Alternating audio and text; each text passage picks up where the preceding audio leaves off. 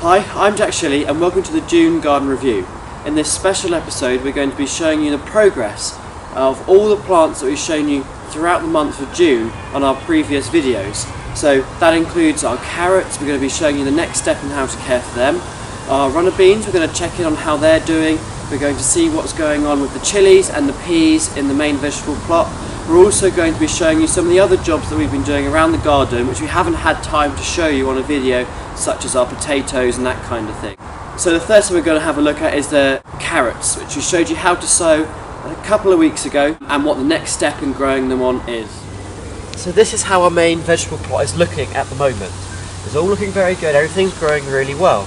What we're going to be focused on specifically right now is these carrots which are here.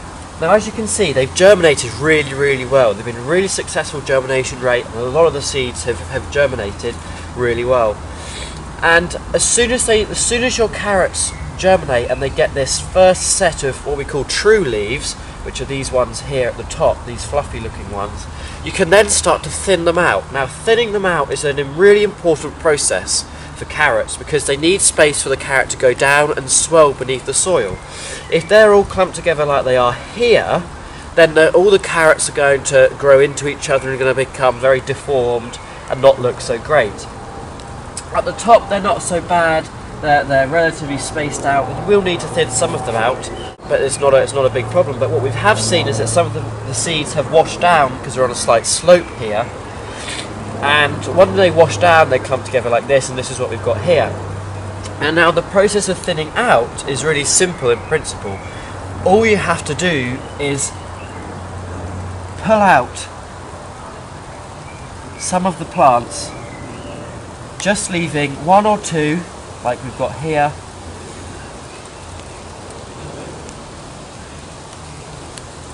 which are then going to be your main crop and are going to grow better. Now, in these large clumps, it's best to just pick out a few, and you can still leave them in a little bit of a clump like here, but it's not ideal, and it's best if you can get them into individuals if possible. So like that's looking a lot better, a lot less crowded now. Now you might find that some of them go a little bit floppy, where they've been clumped together and they now don't have that clumping to support each other. That's not a problem, they'll pick up now that they've got their own space to grow. So it's a really simple process of just picking the dense clumps away, leaving much more space between each plant to encourage a nice, healthy crop of carrots, which we're going to be harvesting around September, October time with these ones. That's fine. Any of the stray ones that are a bit further out in the bed you can get rid of as well, so they're not invading other areas which are free to plant, that kind of thing. And that's all there is, really. Now all we've got to do with the carrots is make sure that they're watered, they're fed occasionally, and then later on in the season we'll definitely show you how to harvest them, and we'll give you progress updates on how they're doing, any problems that we've identified with them, we'll show you in future episodes. But that's all there is to do with them at the moment. Thin them out so they've got a much nicer spacing between each plant, just by simply removing clumps of dense seedlings. Here in this part of the veg plot you can see we've got our chilies.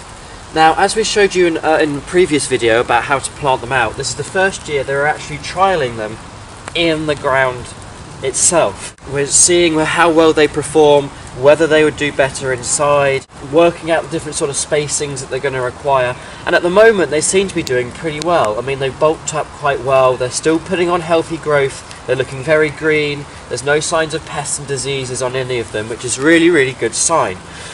And now another exciting thing that we've noticed is, despite the poor weather that we've had out here, I thought these would be, doing pretty bad actually with the weather that we've got. They've actually started to bud up. I mean, there's lots of buds coming through on the tops of these really nice flowers about to come out. Now, all we've got to do with these is ensure they stay in this condition. So if we predicted really bad weather, I might come out and cover them with something, hail, that kind of thing, I'd cover them. Otherwise, it's just a case of keeping them watered during dry weather, feeding them regularly. They like to be fed a lot, so keep feeding them organic chicken manure pellets or whatever chemical fertilizer you prefer using. Anything like that must be fine. And we'll continue to monitor how these go throughout the season to see whether they are actually okay for growing outside on the ground as they are here. In last week's video, you would have seen us planting out our runner beans ready for the summer season. As I explained in that video, these are our second sowing after the first lot got unfortunately eaten by a load of slugs, so they weren't going to do very well. I ended up throwing them away, unfortunately. But the second sowing has done really well, and they haven't been so affected by the slugs at all. Now, when we planted them out, they were about probably 5 or 6 centimetres tall, maybe up to 10 centimetres, some of them. And now they're in the ground, we've had some decent weather, they've really shot up. Now they're up to the middle height here, which is going to be about maybe 2 feet, compared to what they were before, which is only around maximum of a foot, very maximum. So they're really doing well. Now, what you need to be conscious of with these is you need to make sure they're being trained properly. So you'll see these long tendrils which wrap themselves around. Some of these won't find their own way, unfortunately, and they need a bit of help. So all you have to do is find one that's not doing so well. So this one here is a bit that's not found its own way up. Simply just wrap it round like that, give it a helping hand, and now that will carry on growing up and it will find its own way from there. You also want to be careful of slugs and snails on these. Now they've got a little bit of slug damage at the base, so I'm going to put down some slug pellets around these to try and stop that damage.